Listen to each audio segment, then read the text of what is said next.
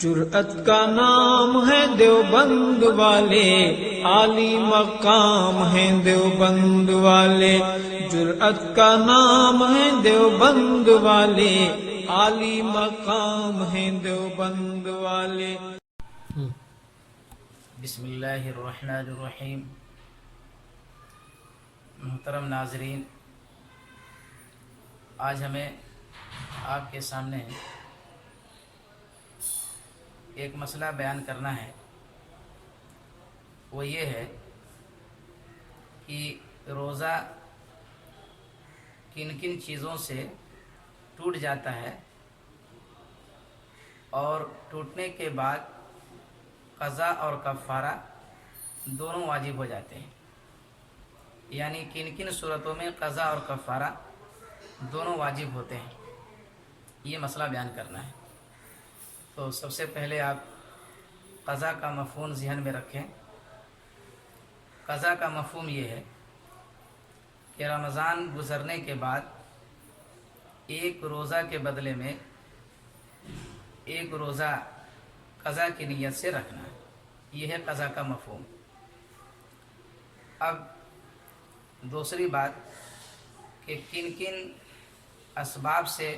یا کن کن صورتوں میں قضا اور کفارہ واجب ہوتے ہیں،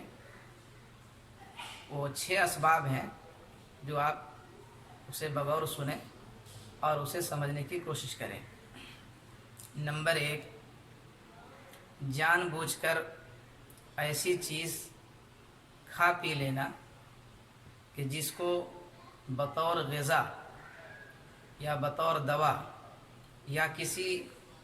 جسمانی فائدے کے غرض سے استعمال کیا جاتا ہے۔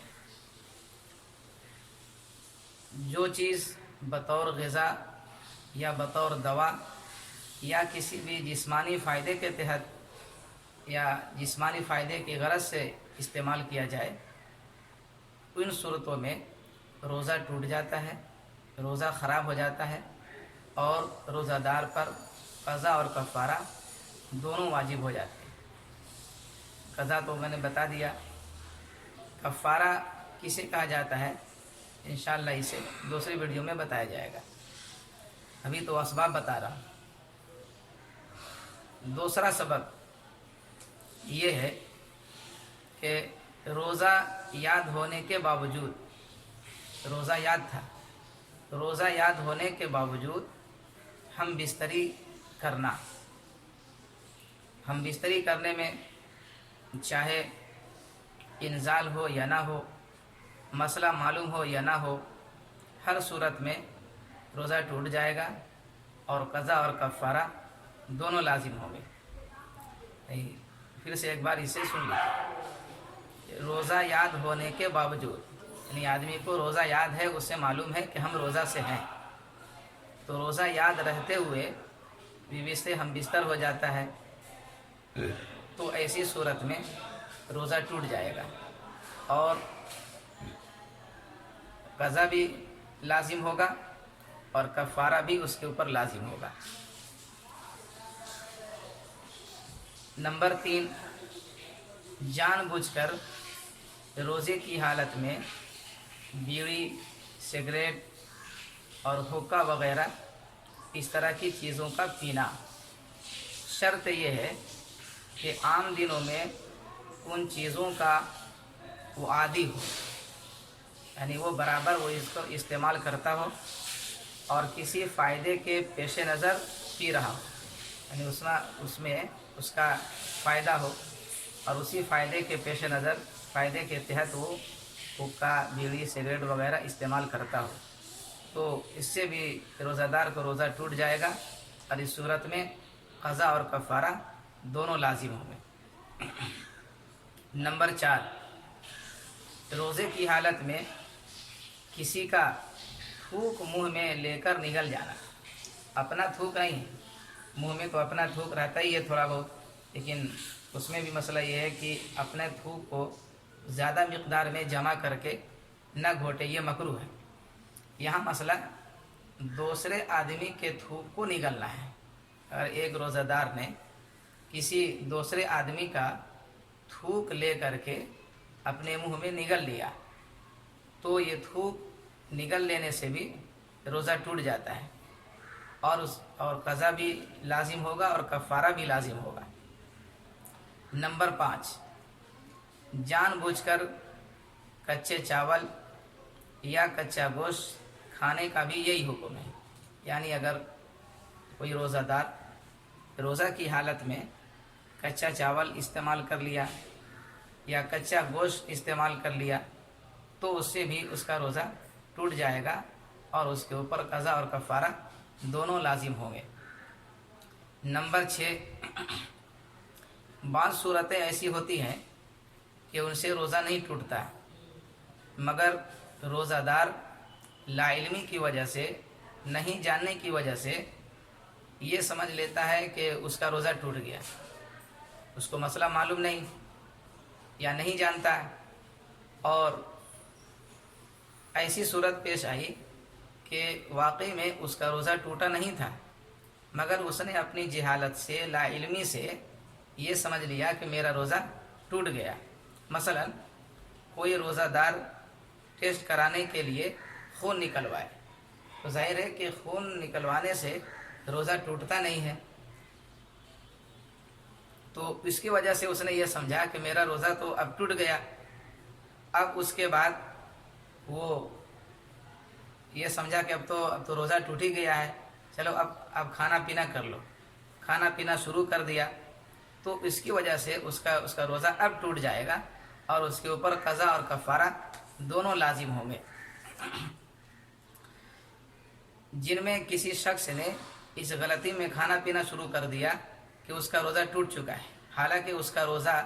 باقی تھا، وہی مثال جو میں نے دیا، یا اسی طریقے سے دوسری مثال سے سمجھیے کہ کسی شخص کو مسواک کر کے یہ خیال آیا، یعنی مسواک کیا، مسواک کرنے کے بعد اسے یہ خیال آیا کہ میرا روزہ ختم ہو گیا، یا کسی کی غیبت کر لی یا جھوٹ بول دیا، تو ظاہر ہے کہ مسواک کرنے سے یا جھوٹ بولنے سے، غیبت کرنے سے روزہ ٹوٹتا نہیں ہے۔ غیبت کرنے اور جھوٹ بولنے سے تو روزہ کے اندر کراہت آتی ہے، یہ صحیح نہیں ہے۔ یہ تو روزہ کیا، روزہ کے پہلے اور روزہ کے بعد یعنی عام دنوں میں اور عام حالات میں بھی یہ غلط ہے۔ یہ اور بات ہے کہ روزہ کی حالت میں اس کی قباحت اور شناعت اور زیادہ بڑھ جاتی ہے مگر روزہ نہیں ٹوٹتا ہے۔ مسواک کے بارے میں بھی یہ خیال غلط ہے کہ اس سے روزہ ٹوٹ جاتا ہے، تو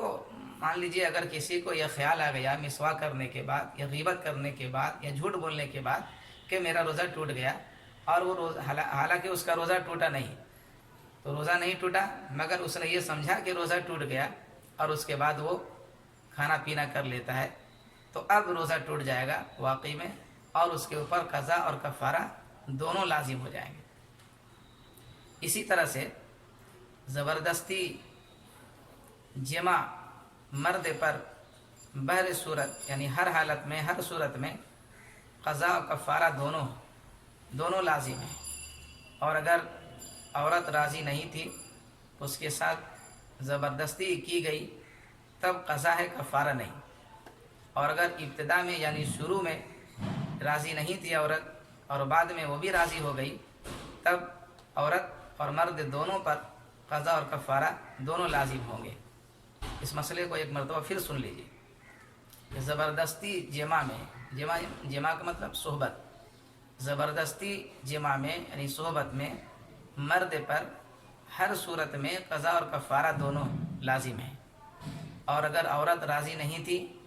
اس کے ساتھ زبردستی کی گئی تب قضا ہے، کفارہ نہیں، اور اگر شروع میں عورت راضی نہیں تھی لیکن بعد میں راضی ہو گئی تب عورت پر بھی قضا اور کفارہ دونوں لازم ہوں گے۔ تو